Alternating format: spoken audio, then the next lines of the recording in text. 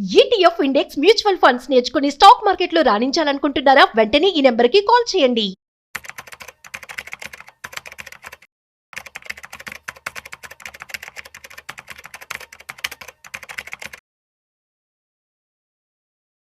ఈ రోజుల్లో స్టాక్స్ గురించి, మార్కెట్ గురించి ప్రతి ఒక్కరికి, అంటే చిన్న లేదు, పెద్ద లేదు, మహిళలు, పురుషులు అన్న తేడా లేకుండా ప్రతి ఒక్కరికి అవగాహన ఉండాల్సిన అవసరం ఎంతైనా ఉంది.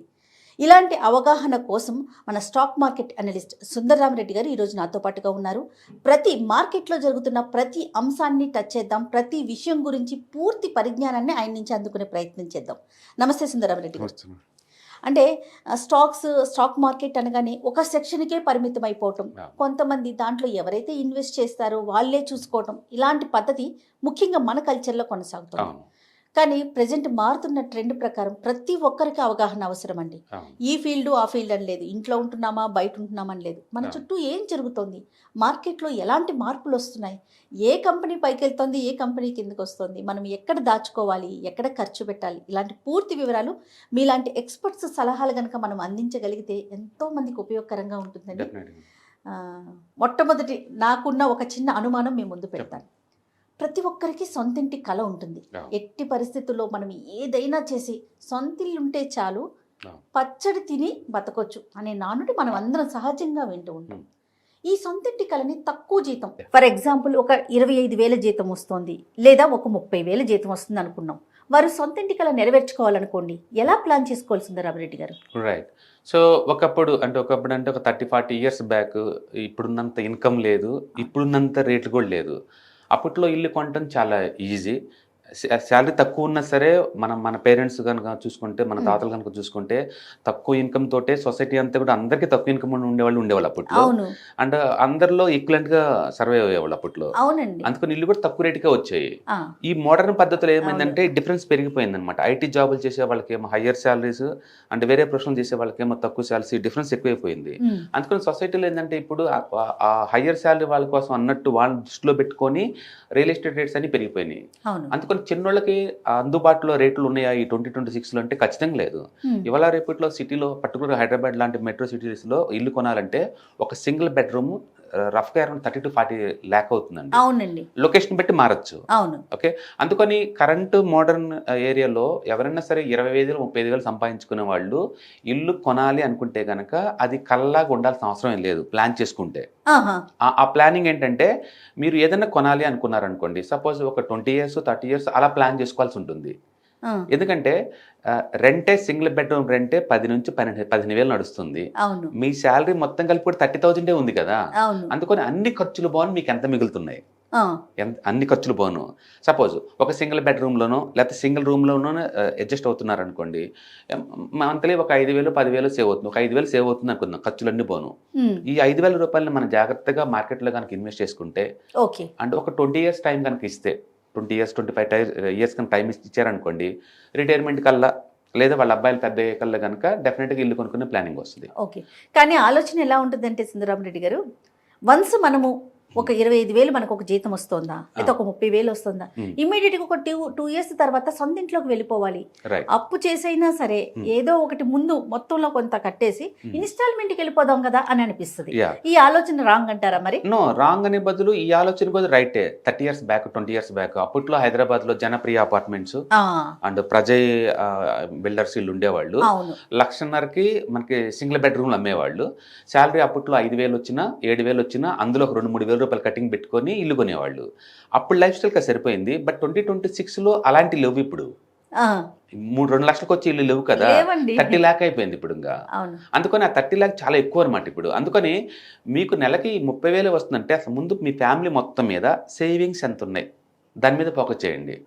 రెండోది ఇన్కమ్ పెంచుకోవడానికి ట్రై చేయండి. ఎందుకంటే ఇప్పుడు ఈ ఫ్యామిలీ అయిన తర్వాత ఒక వైఫ్ హస్బెండ్ ఇద్దరు కిడ్స్ ఉందనుకోండి, ఒకరికి 25,000 శాలరీ వస్తుందంటే డెఫినెట్గా ఇప్పుడు మోడర్న్ ఏజ్లో సూట్ అవుతుంది. ఇన్కమ్ పెంచుకోవాలంటే రెండో వ్యక్తి ఆ స్పౌస్ఫుల్ వర్క్ అని చేయాలి, లేదా వీళ్ళు స్కిల్ డెవలప్ చేసుకొని కొత్త ఇన్కమ్ అని క్రియేట్ చేసుకోవాలి. మనం పీనల్స్కి ఎక్కువ రోజులు ఉండలేము. ఖర్చు తక్కువ కదా, అవును సంవత్సరం పెరుగుతూనే ఉంటుంది. అందుకని ఒక రేంజ్ వరకే మనం పీనస్గా బతకచ్చు, కానీ బియాండ్ ద పాయింట్ సర్వైవ్ అవ్వడం చాలా కష్టం. అవును. అందుకని ఫస్ట్ ఇన్కమ్ పెంచుకోవడానికి ప్లాన్ చేసుకోవాలా.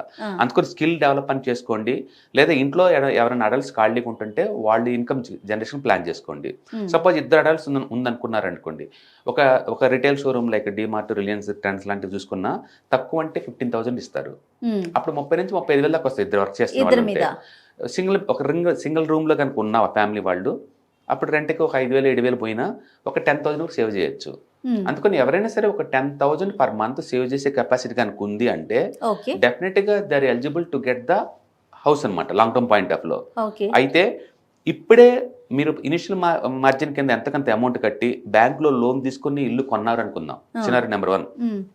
డెఫినెట్ గా ఒక 50 లక్షలు ఇల్లు అనుకోండి, అది మనం కట్టేది ఒక 10 lakhకే బిల్డర్ నీకు ఇచ్చారనుకోండి, మిగతా 40 లక్షలకైతే మీరు ఈఎంఐ కట్టాలి కదా, లోన్ కింద వెళ్తాం కదా. ఆ లోన్ కింద 40 లక్షలకి మీరు 30 సంవత్సరాల వరకు నెలకి యావరేజ్ మీద 35,000 దాకా కట్టాల్సి ఉంటుంది, 30,000 కట్టాల్సి ఉంటుంది 40 లక్షలకి. అసలు మీకు మిగులుతుంది 10,000 కదా. కానీ ఎలాంటి ఆలోచన వస్తుంది అంటే, రెంట్ ఎట్లాగో ఒక 10,000 ఇస్తున్నాం కదా, ఇంకొక 20-25,000 కష్టపడితే ఇల్లు మంది అయిపోతుంది కదా. అది ఓపెన్ కరెక్టే. ఇల్లు కొనటం వల్ల మనకు వచ్చిన అడ్వాంటేజ్ ఏంటంటే ఈ పెరిగే రెంటల్ నుంచి తప్పించుకోవచ్చు. సో రాను ఏమవుతుందంటే రెంటల్ పెరగడం తప్ప తగ్గడాలు ఏముండదు, అందుకని నీకు రెంటల్ సేవ్ అవుతుంది. కానీ వాట్ అబౌట్ అఫోర్డబిలిటీ? ఆ ఫ్యామిలీలో వాళ్ళకి అఫోర్డబిలిటీ లేదు. అది అంటే ఒక్కసారి ఇంటి కమిట్మెంట్ వస్తే 30 years ఖచ్చితంగా పే చేస్తూనే ఉండాలా. రెండోది జాబ్ వేరే సిటీకి మూవ్ అయింది అనుకోండి, మళ్ళీ కొత్త స్ట్రెస్, అదొక కొత్త స్ట్రెస్. పోనీ హైదరాబాద్లోని ఈ మూల ఉన్నప్పుడు ఆ మూల జాబ్ వచ్చింది అనుకోండి, రోజుకి 30-40 kilometers జర్నీ చేయాల్సి ఉంటుంది. అందుకని వర్క్ చేసే ప్లేస్ దగ్గరనే మీకు హౌస్ ఉందనుకోండి, చాలా కంఫర్ట్గా ఉంటుంది. అందుకని ఫస్ట్ ఆఫ్ ఆల్ మీరు ఇల్లు ఎందుకు కొందాం అనుకుంటున్నారు క్లారిటీ ఉండాలా. ఎక్కువ మంది చేసే తప్పు ఏంటంటే జాబ్ రాగానే ఒక ఇల్లు ఉంటే మ్యారేజ్ చేసుకోవచ్చు అనుకుంటారు. ఇల్లు ఎప్పుడు కూడా ఏంటంటే ఫ్యామిలీ కొంచెం పెద్దగా అయిన తర్వాత ఏజ్ 40-45 టైంలో అది మంచి ఐడియల్ టైం అనమాట. ఎందుకంటే అప్పటికి క్లారిటీ ఉంటుంది, నేను ఎక్కడ సెటిల్ అవుతాను, ఎక్కడ మా ఫ్యామిలీ కంఫర్ట్ గా ఉంటుంది, స్టెబిలిటీ వస్తుంది. అవును, ఎందుకంటే యూత్ లో ఉన్నప్పుడు వాళ్ళు ఎక్కడెక్కడో తిరుగుతుంటారు, ముంబై అవుతారు, బెంగళూరు అంటారు, హైదరాబాద్ అంటారు, ఎక్కడ జాబ్ ఉంటే అక్కడికి వెళ్ళిపోతారు. బట్ ఒకసారి ఫ్యామిలీ కిడ్స్ వచ్చిన తర్వాత ఆ మూవ్ ఉండదు కదా, అందుకని క్లారిటీ ఉంటుంది ఏ సిటీ బాగుంటుంది అనేది. అందుకని అప్పుడు ప్లాన్ చేసుకోవటం వల్ల కంఫర్ట్ ఉంటుంది, కన్విన్స్ ఉంటుంది. అందుకని అర్లీ స్టేజ్ లోనే అంత పెద్ద బిగ్ అసెట్ మీద ప్లాన్ చేయడం అవసరం అంటే ఖచ్చితంగా అవసరం కాదు. అందుకని అంత స్ట్రెస్ తీసుకోవాల్సిన అవసరం లేదని అంటుంది. ఫర్ ఎగ్జాంపుల్ ఇద్దరి మీద కనుక ఒక 30-35 వస్తుంటే, లేదా ఒక 40 వస్తుంటే, ఒక 10 సేవ్ చేసుకోగలిగితే ఈ కథ అంతా నడుస్తుంది. అంతేనంటారా? అవును. అంటే ఈ సేవింగ్ అనేది ఎన్ని రోజులు పెట్టుకున్నాక ప్లాన్ చేయొచ్చు అంటారు? మనం యూజువల్ గా ఏంటంటే మనం బయట ఈ సేవింగ్స్ మొత్తం తీసుకెళ్ళి ఎక్కడెక్కడ పెట్టుకోవచ్చు అంటే, ఎక్కువ మంది పబ్లిక్ కి చిట్స్ అండ్ ఫైనాన్స్ లో పెట్టుకున్న ఉంటుంది, పెట్టుకుంటారు. అండ్ అగైన్ రూపాయి వడ్డీ గిట్టుబాటు అవుద్ది, అంటే 10% గిట్టుబాటు అవుద్ది. బట్ ప్రాబ్లం ఏంటంటే దాన్ని స్కేల్ అప్ చేయలేరు, పెద్ద మొత్తం చిట్స్ మీరు వేయలేరు. ఇప్పుడు నేను చిట్టి వేసాను, ఒక 2 ఏళ్ళకి అది అయిపోయింది అనుకుందాం, తిరిగి నాకు డబ్బులు వస్తుంది కదా, మళ్ళీ ఈ డబ్బులు ఏం చేయాలి? నాకు కావాల్సింది 30 lakh ఇల్లు. అవును. బట్ ఈ అమౌంట్ ఎక్కడ పెట్టాలి నేను? మళ్ళీ వేరే వాళ్ళకి ఇస్తే రిస్క్ ఎక్కువ ఉంది కదా. పోనీ పెద్ద చిట్టీలు వేద్దాం అనుకుంటే వాడు ఎప్పుడు ఎగిరిపోతారు భయం. అందుకని చిట్టికి ఒక లిమిటేషన్స్ ఉన్నాయి. అది కోట్లలో మనం వేయలేము, లక్షల్లో వేయలేము, చిన్న చిన్న చిట్టీలు అయితే వేయగలుగుతారు. కాబట్టి రిస్క్ ఎక్కువ, రివార్డ్ ఏమో 10% ప్రయాణం చొప్పున వస్తుంది. ఒక విమెన్ గా నాకు ఒక చిట్టీలు అనేది జనరల్ గా లోక సహజం. గోల్డ్ మీద ఇన్వెస్ట్ చేస్తే ఎలా ఉంటుంది అనే ఆలోచన వస్తుంది. డెఫినెట్ గా.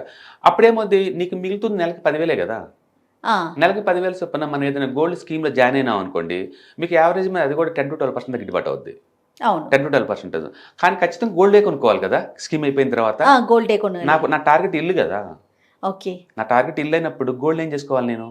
మళ్ళీ గోల్డ్ నమ్మితే దాంట్లో తరుగని మజూరి అని చాలా ఉంటాయి. అసలు బేసికల్ నా టార్గెట్ అయితే ఇల్లు, గోల్డ్ కాదు. ఒకవేళ గోల్డ్ నేను తీసుకున్నా సరే మళ్ళీ దాన్ని స్టోర్ చేయటం, దాన్ని మళ్ళీ నాకు ప్రొడక్షన్ చేసుకోవటం, ఇవన్నీ నాకు తలకానొప్పులే కదా. కాబట్టి గోల్డ్ స్కీమ్స్ అవి కూడా మీకు అన్సూట్ అవ్వవు. నెక్స్ట్ ఒకవేళ బ్యాంకులో వేసాను అనుకుందాం, ఎవ్రీ మంత్ 5,000-10,000 మిగులుతుంది, బ్యాంకులో పెట్టాను. బ్యాంకులో మీకు క్యాపిటల్ గ్యారంటీ ఉంటుంది, కానీ వడ్డీ నీకు ఎంత వస్తుందంటే ఇయర్లీ యావరేజ్ మీద 6-7% వస్తుంది ఎఫ్డి చేసుకుంటే. పైగా దాని మీద వచ్చే డబ్బుల్లో కూడా కొంతవరకే నీకు ట్యాక్స్ ఎగ్జంప్షన్ ఇస్తాడు. డెట్లో ఇండివిజువల్ ట్యాక్స్ ఎంత ఉందో అంత వేస్తుంటారు. అది లాంగ్ టర్మ్ క్యాపిటల్ గెంటేసి తప్పించుకోవాలంటే మినిమం 2 years అలా ఉండాలి దాంట్లో. అది కూడా అంత గ్రోత్ లేదు, సో అది కూడా మీకు సూట్ అవ్వదు. ఓకే, ఇంకా మరి ఈ డబ్బులతో ఎలా ప్లాన్ చేసుకోవాలి? అంత పెద్ద అసెట్ కొనాలంటే నాకున్న ఇంత చిన్న మొత్తం ఒక 10,000 నేను సేవ్ చేయగలుగుతున్నాను, నేను ఎలా కొనాలి? అలాంటి వాళ్ళకి స్టాక్ మార్కెట్ కంపెనీతో పిచ్చారు. అందరూ స్టాక్ మార్కెట్ అంటే ఓన్లీ స్టాక్స్, కంపెనీస్, రోజు టీవీలో చూపించే ఈ రోజు మార్కెట్ క్రష్ అయిపోయింది, ఈ రోజు మార్కెట్ పెరిగింది, ఈ న్యూస్ అనుకుంటారు. లేదండి, ఈక్విటీ, నిఫ్టీ ఇవే ఉంటాయి. కాదు, అది తప్పు. మా స్టాక్ మార్కెట్ లో అన్ని రకాల అసెట్స్ మీరు డిజిటల్ గా మేనేజ్ చేయొచ్చు. మీరు అనుకుంటున్న గోల్డ్ ఉంది కదా, ఆ గోల్డ్ దీంట్లో gold ETFs, gold mutual funds ఇలాంటి కొనుక్కోవచ్చు మీరు. Gold features, gold options different format లో స్టాక్ మార్కెట్ లో ఏ వింగ్స్ వస్తాయి? ఇందులో మీకు గోల్డ్, సిల్వర్ ఇలాంటి కొనుక్కోవచ్చు. రియల్ ఎస్టేట్స్ రెంటల్ లాగా ఇచ్చుకునే ఆలోచన ఉందనుకోండి, రీడ్స్ అని దొరుకుతాయి. ఆ వచ్చే డబ్బుని అందరూ పంచుకుంటారు. 90% వచ్చే ఇన్కమ్ మొత్తాన్ని ఏ సంవత్సరం ఆ సంవత్సరం అందరూ పంచుకుంటారు. కాబట్టి ఎవరైనా సొంతంగా రియల్ ఎస్టేట్ కొని రెంట్కి ఇచ్చే బదులు స్టాక్ మార్కెట్ లోనే రీడ్స్ కొన్నారనుకోండి, మీకు ఆ రెంట్ వస్తుంటుంది. ఎప్పుడు కావాలంటే అప్పుడు స్పాట్ లో అమ్ముకోవచ్చు కదా. బయట మీరు అమ్మలేరు ఇన్ టైంలో. ఓకే, ఆ రియల్ ఎస్టేట్స్ ఉంటే తర్వాత డెట్ ఉంటుంది. బ్యాంకులో పెట్టినట్టు ఇక్కడ గ్యారెంటెడ్గా వచ్చే చోట మనం పెట్టచ్చు. డెట్ లో పెట్టచ్చు, స్టాక్స్ లో పెట్టచ్చు, అంటే ఇతర దేశాల్లో కూడా పెట్టచ్చు. ఇవి ఏ కంట్రీ ఇప్పుడు బాగా గ్రో అవుతుందో ఆ కంట్రీలో సంబంధించిన స్టాక్స్ లో కూడా పెట్టుకోవచ్చు. ఇట్లా మల్టిపుల్ జియోగ్రాఫికల్ వైజ్ గా ప్లస్ మల్టిపుల్ అసెట్ క్లాస్ లో మనం పెట్టుకోవచ్చు స్టాక్ మార్కెట్ లో. అంటే అందుకని స్టాక్ మార్కెట్ అనగానే స్టాక్స్ ఆ రోజు పడుతున్నాయి కదా, లేస్తున్నాయి కదా అని చెప్పేసి మనం భయపడాల్సిన అవసరం లేదండి. మీకు ఎందులో కంఫర్ట్ అనిపిస్తే ఆ అసెట్ లోనే డిజిటల్ కొనుక్కోండి. డిజిటల్ లో కొంటే కంఫర్ట్ ఏంటంటే నా డబ్బు ఎంతైనా గ్రో అయింది, అన్లిమిటెడ్. అప్పుడు బంగారం లాగా నేను అది పాట అయిపోగానే కొనుక్కోవాల్సిన అవసరం లేదు కదా, ఎప్పుడు కావాలంటే అప్పుడు అమ్మేసుకోవచ్చు.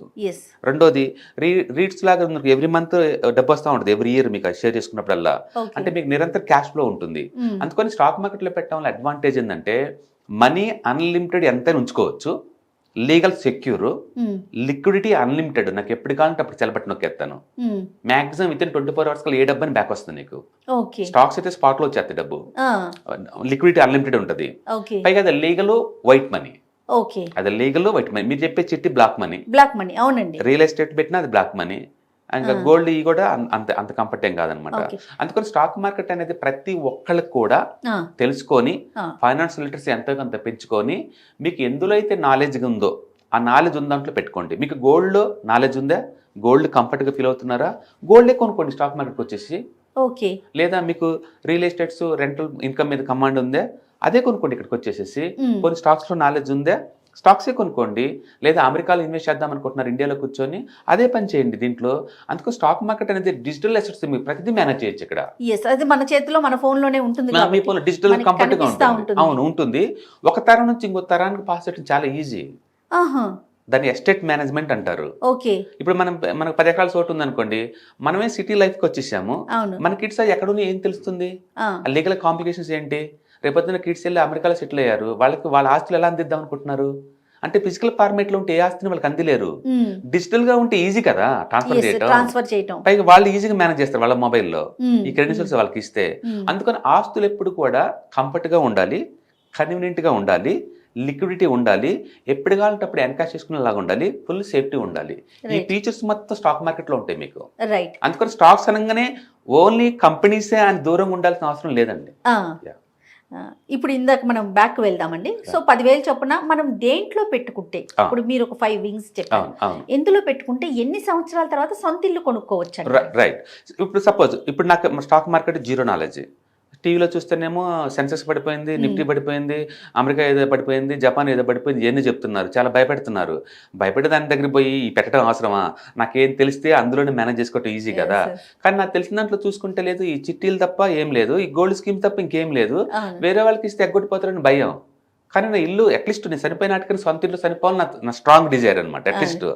అందుకని నేను ఏం తీసుకుంటే బెటర్ అంటే, మనం 2025లో ఉన్నాం, డిజిటల్గా అన్ని అవైలబిలిటీ ఉంది. అందుకని ఫైనాన్షియల్ లిటరసీ కొంచెం పెంచుకొని కంఫర్ట్గా ఫీల్ అయ్యి ఇలా స్టాక్ మార్కెట్లో పెట్టామనుకోండి మనకి బెస్ట్ అనమాట. మీరు అడిగారు కదా ఎందులో పెడితే బాగుంటుందని. మీకు ఏమీ తెలియనప్పుడు మల్టీ అసెట్ తీసుకోండి. మీకు ఆ అసెట్స్ గురించి తెలుసు కాబట్టి మీరు అది తీసుకోండి. అప్పుడేముంది, మీ డబ్బు తీసుకెళ్లి గోల్డ్ లో పెడతారు, సిల్వర్ లో పెడతారు, రియల్ ఎస్టేట్ లో పెడతారు, డెట్స్ లో పెడతారు, స్టాక్స్ లో పెడతారు, అమెరికన్ మార్కెట్ లో పెడతారు, అన్ని చోట్ల పెట్టుకుంటూ పోతారు. సిఎఫ్ఏ చదివిన క్యాండిడేట్స్ వాళ్ళు మేనేజ్ చేస్తా ఉంటారు వీటిని. అయితే ఫ్రీగా మేనేజ్ సలహాలతో. అవును. అప్పుడు వాళ్ళైనా దేంట్లో పెడతారు అంటే, మార్కెట్లో ఏది చీపర్గా వస్తుంటే ఆ అసెట్ క్లాస్లో పెడుతుంటారు, ఏది కాస్ట్లీ అయిపోతుంటే వాటిని నమ్మేస్తూ ఉంటారు వాళ్ళు. కాబట్టి వాళ్ళు గేమ్ షో రన్ చేస్తుంటారు. మనకి కన్వీనియంట్గా కంఫర్ట్గా హిస్టారికల్ డేటా లాస్ట్ 30 years మనం చూసామనుకోండి, నీకు 12 to 50% వచ్చే ఛాన్స్ ఎక్కువ ఉంది. అయితే గ్యారంటీడ్గా వస్తుందా అనే పదం వాడామనుకోండి, డెట్ ఫండ్స్ తప్ప ఏటికి గ్యారెంటీ అనే పదం వాడకూడదు మీరు. ఎస్. అందుకని షార్ట్ టర్మ్లో అప్ అండ్ డౌన్ అవుతుంది. మనకి హిస్టారికల్ డేటా చూసినప్పుడు మాత్రమే కంఫర్ట్గా ఫీల్ అవుతాం.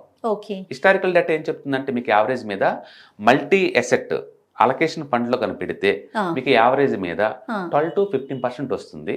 యావరేజ్ మీద 5 years మీద. ఎవ్రీ ఇయర్ లా రాదు, ఎందుకంటే ఏదో ఒక అసెట్ అయ్యి అవుతుంది కాబట్టి.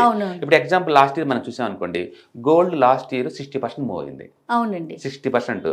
అంతకుముందు సంవత్సరం మూవ్ అవ్వలేదు కదా, అందుకని ప్రతిసారి ఆ మూవ్ జరగవు. అదే టైంలో ఈ సంవత్సరం స్టాక్ మార్కెట్ బాగా డౌన్ అయింది, బట్ 2 years బాగా పెరిగింది కదా. అంటే కొన్ని అసెట్స్ పెరుగుతుంటే కొన్ని అసెట్స్ తగ్గుతుంటే బ్యాలెన్స్ అవుతా ఉంటాయి. ఈ ఎక్స్పర్ట్స్ ఏం చేస్తారంటే ఆ పెరిగే వాటిలో పెడతారు, పడే వాటిలో కట్ చేస్తూ ఉంటారు అనమాట. సుమారుగా ఇంత అమౌంట్ పెట్టుకోవాలి, ఇప్పుడు మల్టీ ఎసెట్స్ లో పెట్టుకోమన్నారు, ఇన్వెస్ట్ చేయమన్నారు. ఇంత అమౌంట్ ఇప్పుడు నా దగ్గర 10,000 ఉన్నాయి, నేను నెలకి 10,000 సేవ్ చేయగలను, మా లాంటి వాళ్ళకి ఎలిజిబిలిటీ ఉంటుందా? ఫర్ ఎగ్జాంపుల్ మీకు కావాలంటే డైలీ 10 రూపాయలు కూడా పెట్టుకోవచ్చండి. ఎవ్రీడే 10 రూపాయలు. మైక్రో సేవింగ్స్ అంటారు దాన్ని. మన దగ్గర డబ్బు ఉంటే 10 రూపీస్ కూడా పెట్టచ్చు. అంటే చాలా మంది 10 రూపీస్కి ఏం వచ్చింది అనుకుంటారు. డైలీ 10 రూపీస్ అంటే మంత్లీ 300 రూపాయలు అండి. మంత్లీ 300 రూపాయలు ఎస్ఐపి పెట్టేసి కెరీర్ స్టార్టింగ్లోనే, అంటే 20 ఏజ్లో కెరీర్ స్టార్ట్ అవుతుంది అనుకోండి, అప్పుడు పెట్టుకున్నారనుకోండి, 60 అప్పుడు రిటైర్మెంట్ చూసుకున్నారనుకోండి, రఫ్గా మీకు 1 crore వస్తుంది. Oh my god. అవును. ఇప్పుడు ఒక చిన్న కుండకి చిన్న రంధ్రం పెట్టింది అనుకోండి, మనం ఒక డ్రాపే కదా అనుకుంటాం. డ్యూటీకి వెళ్ళి సాయంత్రం వచ్చినప్పుడు చూడండి కుండంత ఖాళీ అయిపోతుంది. కుండంత ఖాళీ అయిపోతుంది. Simple concept. అందుకని ఏది తక్కువ కాదండి ఇక్కడ. రూపాయి కూడా దానికంటే ఒక వాల్యూ ఉంటుంది. అంటే మీరు ఒక 1 lakh rupees కనుక ఒకేసారి పెట్టేస్తే, బాబు పుట్టినప్పుడు ఎగ్జాంపుల్ కింద బాబుకి 25 to 30 వచ్చే లోపల 1 crore పోగొద్దండి. అంటే జనాలు సెటర్లు వేస్తారు, అంత ఈజీ అయితే డబ్బులు ఎందుకు రావట్లేదు అని. నాలెడ్జ్ లేదు కాబట్టి మీరు దాన్ని ఎక్స్ప్లోర్ చేయలేకపోతున్నారు. బట్ వేరే ప్రపంచం కూడా ఉంది, నాలెడ్జబుల్ ప్రపంచం అంటే ఒకటి ఉంది. ఒకసారి చూడండి, దానికి 30 years హిస్టరీ ఉంది. నిఫ్టీ 95 లో స్టార్ట్ అయింది, 95లో. అప్పటి నుంచి ఇప్పటి వరకు అంటే 30 years హిస్టరీ ఉంది నిఫ్టీకి. సెన్సెక్స్ 40 years బ్యాక్ స్టార్ట్ అయింది. అప్పటి నుంచి ఇప్పటిదాకా హిస్టారికల్ డేటా మీరు చూసుకోండి, అప్పుడు మీకు క్లారిటీ వస్తుంది. అవును కదా, ఇంత వస్తుంది కదా, నేను కూడా పెట్టుంటే నాకు కూడా ఇంత వచ్చేది అని క్లారిటీ వస్తుంది అనమాట. అందుకని మీ గోల్ ఇల్లు కొనుక్కోవటం అయ్యి ఉండొచ్చు, కారు కొనుక్కోవటం అయ్యి ఉండొచ్చు, రిటైర్మెంట్ కోసం అయ్యి ఉండొచ్చు, లేదా ఒక టూర్ పోవటం కోసం, నెక్స్ట్ 1 year లో ఒక టూర్ పోదాం అనుకున్నా, ఆ టూర్ కావచ్చు. ఏదన్నా సరే ఒక ఖర్చుకు, పెద్ద ఖర్చుకి ముందే ప్లాన్ చేసుకోవటం ద్వారా మనం స్మూత్గా రెడీ అవుతుంది మన జర్నీ అనమాట. చాలా హ్యాపీగా అనిపిస్తుంది. ముందు నాలెడ్జ్ని గెయిన్ చేసుకోగలగాలి ఫస్ట్. మీరు అన్నట్లుగా మనీకి సంబంధించి, స్టాక్స్కి సంబంధించి మంచి నాలెడ్జ్ని కనుక గెయిన్ చేసుకోగలిగితే డెఫినెట్గా మనం ఎక్కడ ఇన్వెస్ట్ చేయాలనే ఒక ఐడియా ఆటోమేటిక్గా మాకు ఫామ్ అవుతుంది. అంటే మీలాంటి ఎక్స్పర్ట్స్ వర్క్ షాప్స్ నిర్వహిస్తున్నారు కదా సుందరం రెడ్డి గారు, ఎట్లా అంటే ఎప్పుడెప్పుడు పెడతారండి? అంటే every month literally 1 or 2 times online webinar జరుగుతూ ఉంటాయి. అది 6 hours ప్రోగ్రామ్ అనమాట. దాంట్లో మీకు ఈటీఎఫ్స్ అంటే ఏంటి, ఇండెక్స్ ఫండ్స్ అంటే ఏంటి, మ్యూచువల్ ఫండ్స్ అంటే ఏంటి, అసలు స్టాక్ మార్కెట్లో ఎన్ని ట్రేడింగ్ మెథడాలజీస్ ఉంటాయి, ఏమేమి ప్రొడక్ట్స్ ఉంటాయి, మీకు కాంప్రహెన్సివ్ గా ఒక స్టెప్ మార్కెట్లో ఎంటర్ అవుదాం అనుకున్న వాళ్ళందరికీ ఇది బాగా యూజ్ అవుతాయి అనమాట. సూపర్. ఓకే. సో ఈ కింద స్క్రోల్ అవుతున్న నెంబర్ పై మీరు రింగ్ చేశారనుకోండి, పూర్తి డీటెయిల్స్ మీకు ఇస్తారు. మీరు ప్రోగ్రామ్ అటెండ్ అయిన తర్వాత మీ ఫీడ్బ్యాక్ ఇవ్వచ్చు, మీరు ఇంటరాక్ట్ అవ్వచ్చు, మీకున్న డౌట్స్ అడగచ్చు, మీకు క్లారిటీ ఉంటుంది అక్కడ ఏం జరుగుతుంది. ఆన్లైన్ కాబట్టి మీరు వరల్డ్ లో ఏ మూల ఉన్నా అటెండ్ అవ్వచ్చు. Super super. ఓకే, మీరే తీసుకుంటారు క్లాసెస్? ఓకే, మార్నింగ్ నుంచి ఈవినింగ్ అరౌండ్ 7 o'clock అలా 6 o'clock 3 hours ఉంటుందండి. 6 to 9 అలా ఉంటుంది. 2 days ఉంటుంది. ఓకే, దీనికి రిజిస్ట్రేషన్ ఏమన్నా ఉందండి? కింద స్క్రోల్ అవుతున్న నెంబర్ పై రింగ్ ఇస్తే మీకు డీటెయిల్స్ పాస్ చేస్తారు. అంటే మీకు దీంట్లో ఈ నెక్స్ట్ ఫ్యూచర్ లో కూడా మీకు అవసరమైన కొత్త కొత్త ఈటీఎఫ్స్, మ్యూచువల్ ఫండ్స్ వస్తుంటాయి కదా, వాటిని ఎలా ట్రాక్ చేసుకోవాలా, ఎలా అనలైజ్ చేసుకోవాలా, అంటే ఏది తీసుకుంటే ఎంత రిస్క్ ఉందో మీకు క్లారిటీ ఉంటుంది. చాలా మంది ఏంటంటే దూరంగా ఉండి భయపడుతుంటారు, దాని బదులు దాన్ని తెలుసుకున్నారనుకోండి మీకు క్లారిటీ, కంఫర్ట్ అనిపిస్తుంది. మీరు నాకు ఇప్పుడు చెప్పిన దాంట్లో ఒక బెస్ట్ ఎగ్జాంపుల్ చెప్పారు. టమాటో మెత్తగా ఉంటే తీసుకోము, గట్టిగా ఉంటే తీసుకుంటాం, ఎందుకంటే మనకు అది చెప్పారు కాబట్టి. అలాగే ఫండ్స్ కూడా దీనికి సంబంధించి ఒక ఎక్స్పర్ట్ సలహా తీసుకుంటే డైరెక్ట్ గా మనమే ఇన్వాల్వ్ అవడానికి అవకాశం ఉంటుంది. సో వాటికి సంబంధించి మీరు వెబినార్లు, ఇలాంటి సెమినార్లు నిర్వహించడం, చాలా మందికి అవగాహన కల్పించడం చాలా సంతోషం అనిపిస్తోందండి. దీనికి సంబంధించి చూసే ఆడియన్స్ కి ఎవరికైనా సరే ఈ సెమినార్ లో పార్టిసిపేట్ చేయాలి అనుకుంటే కనుక కింద స్క్రోల్ అవుతున్న నెంబర్ కి ఒక్కసారి కాంటాక్ట్ అవ్వండి. థ్యాంక్ యూ అండి, థ్యాంక్ యూ సో మచ్. నమస్తే. హాయ్. స్టాక్ మార్కెట్ లో వాలటిలిటీకి దూరంగా ఉంటున్నారా? పోర్ట్ఫోలియోస్ అన్ని కూడా రెడ్ లో ఉండి బ్లీడ్ అవుతున్నాయా? అంటే స్టాక్ మార్కెట్ లో ఉండి సస్టైనబిలిటీ ఉన్న బిజినెస్ మోడల్ లాగా, లేదా స్టాక్ మార్కెట్ లాంగ్ టర్మ్ లో మంచి వెల్త్ క్రియేట్ చేసుకునే లాగా ప్లానింగ్స్ ఏమైనా ఉన్నాయా? అయితే అలాంటి వాళ్ళ కోసం ఈ ప్రోగ్రామ్ అండి, ETFs, index funds and mutual funds. మా స్టాక్ మార్కెట్ లో ఉండి కూడా సెక్యూర్ వేలో మనీ మేక్ చేసుకునే పద్ధతి ఏదైనా ఉందంటే రిటైలర్స్ కి ఈ మూడే అనమాట. దీంట్లో కాంప్రహెన్సివ్ గా మీకు ట్రైనింగ్ అండ్ గైడెన్స్ జరుగుతుంది. అండ్ వీకెండ్స్ లో జరిగే ఈ ప్రోగ్రామ్ లో అటెండ్ అవడం ద్వారా ETFs, index funds and mutual funds లో మీ నాలెడ్జ్ పెంచుకోండి. మీ పోర్ట్ఫోలియో మీరే మెయింటైన్ చేయడం ద్వారా ఇయర్లీ యావరేజ్ మీద 20 to 30% మనీ మేక్ చేసుకోండి. All the best. Thank you.